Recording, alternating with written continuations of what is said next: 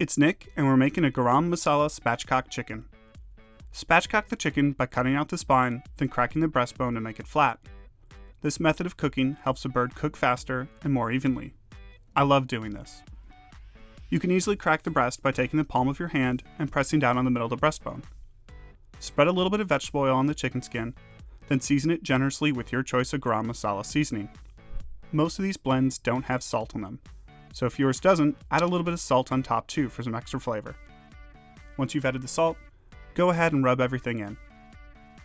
Grab a foil-lined baking sheet with a rack over it and put the chicken on the rack breast side up. Tuck the wingtips in under the breast and make sure the legs are facing out. Put the chicken in the oven for about 50 minutes at 450 degrees. Cook until the breast reaches 165 degrees. I love how this smells as it cooks. The cinnamon's amazing. And coming out, the color, look at that, it's gorgeous. Let the chicken rest, then carve it up and serve. For this recipe, I served the chicken with sauteed zucchini and blistered tomatoes, and I seasoned it with just a little bit more of that garam masala. Enjoy, everybody.